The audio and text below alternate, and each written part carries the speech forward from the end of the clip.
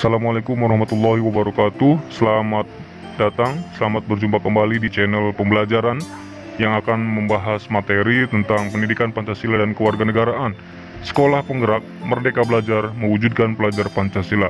Baik, mari sama-sama kita berdoa sebelum memulai pembelajaran ini dengan membaca Bismillahirrahmanirrahim.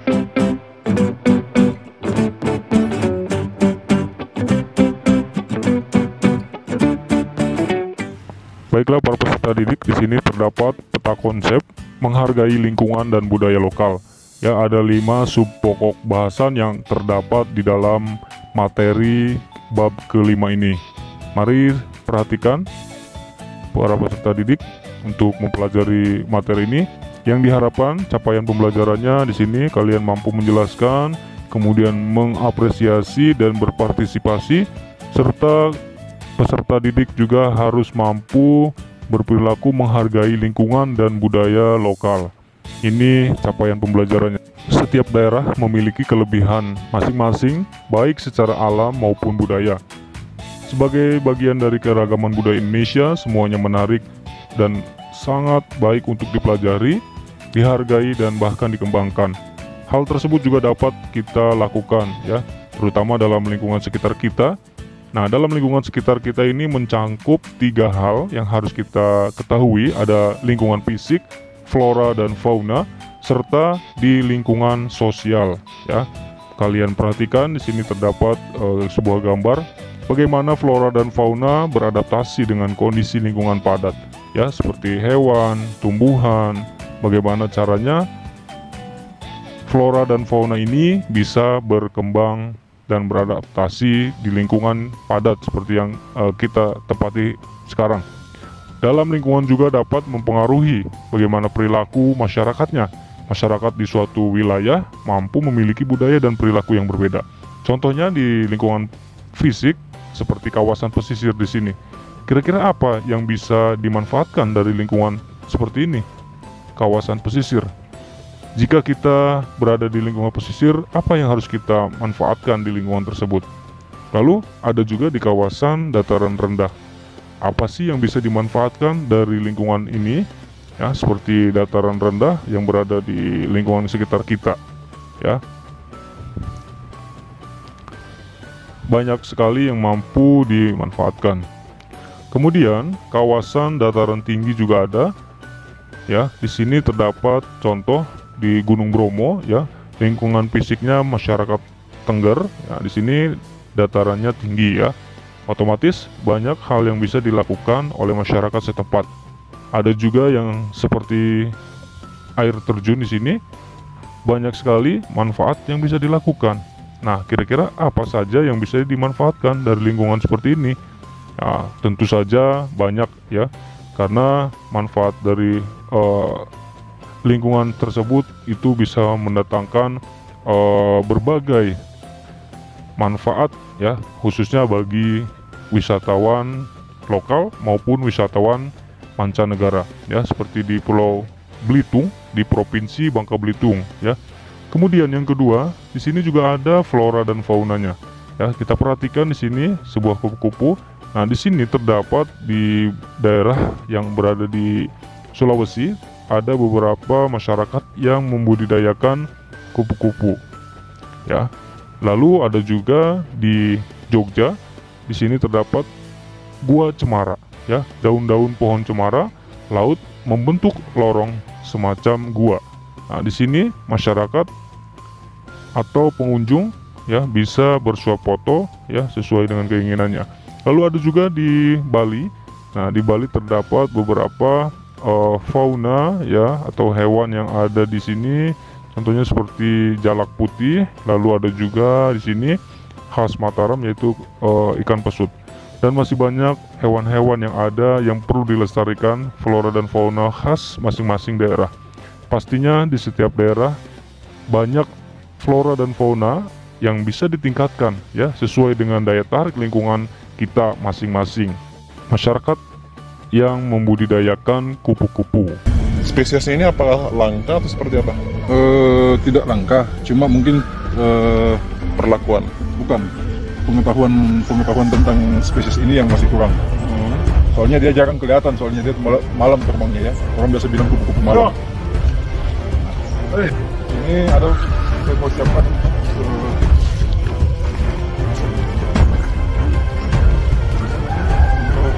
kandang pengembang biakan, tapi dia dari famili lain. Dia Acerontia, famili Spinidae. Ini juga mengat.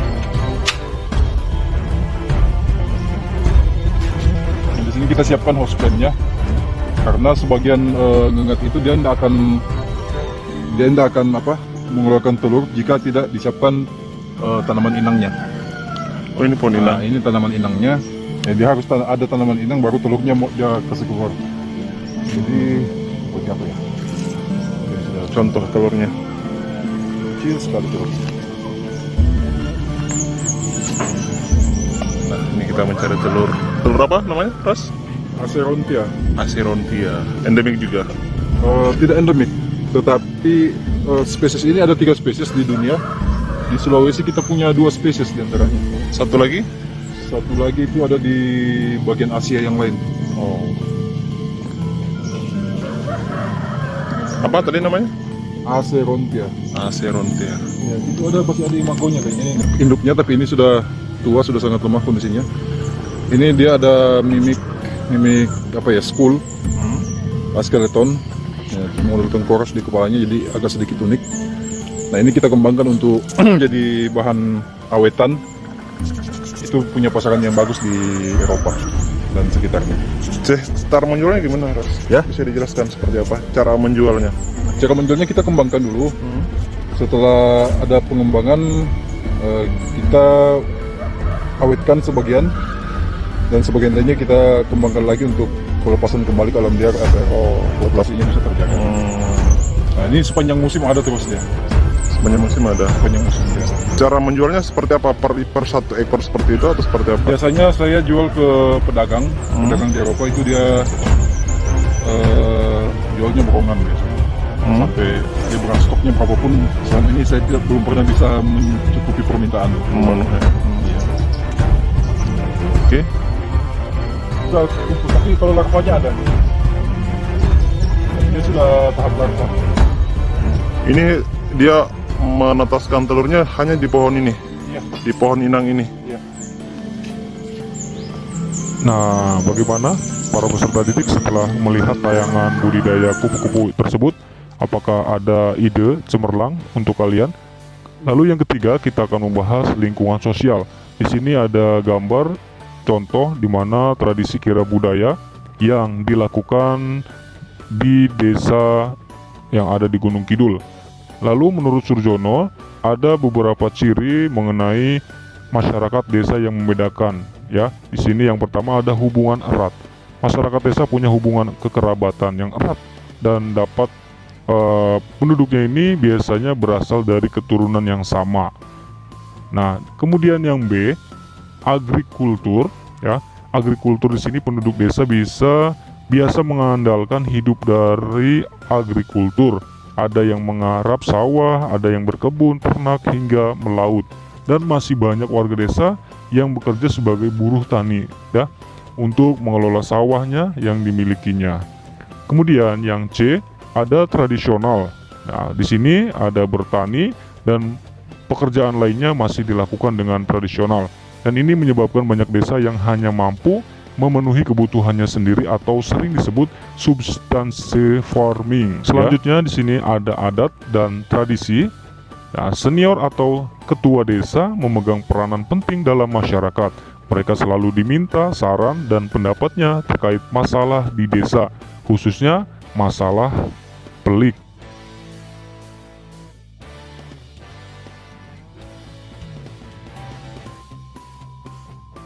Kemudian ada generasi yang lebih tua, ini juga masih memegang adat dan tradisi dengan kuat. Mereka menurunkannya ke generasi yang lebih muda supaya bisa dilestarikan.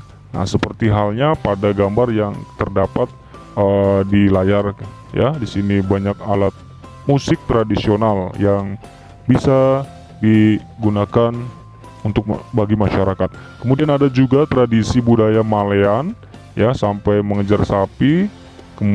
Kemudian tradisi ini juga sering dilakukan oleh masyarakat yang berada di daerah Madura. Didik, tempat yang menjadi kegiatan bersama masyarakat juga beragam, sebagian di lapangan pemukiman, ada juga di taman-taman, di balai pertemuan warga, bahkan juga di rumah ibadah. Masing-masing dapat dibuat indah hingga menyenangkan semua warga yang beraktivitas, bagaimana yang ada di tempat tinggal kalian masing-masing. Para peserta didik, lihatlah contoh budidaya yang ada di sekolah kita. Nah, di sini adalah kearifan lokal yang dilakukan oleh sekolah kita, sekolah penggerak ya. Nah, di sini ada 2 pertanyaan yang harus kalian jawab ya. Yang pertama adalah perhatikan apa yang penting atau menarik di sekitar daerah tempat tinggal kalian masing-masing, baik dalam hal lingkungan fisik, flora atau fauna, maupun lingkungan sosialnya. Tuliskan dengan lengkap dan diskusikan dengan teman kalian kalau bisa ya, di lingkungan kalian masing-masing, seperti taman, kebun, sumber air, tumbuhan, atau juga binatang yang unik maupun tradisi-tradisi sosial yang ada di daerah kalian. Lalu soal yang kedua, bagaimana menurut kalian apa yang perlu dan menarik untuk dikembangkan di daerah tempat tinggal kalian masing-masing? Nah, kalian coba buatkan coretan atau gambar, lalu secara bergiliran maju, nanti akan kita bahas satu persatu di depan kelas. Terima kasih semuanya. Ini saja yang bisa Bapak pelajari dan Bapak sampaikan materinya. Semoga bermanfaat untuk kita semuanya. Mari sama-sama kita akhiri pembelajaran ini dengan membaca Alhamdulillah. Terima kasih. Wabillahi taufiq wal hidayah.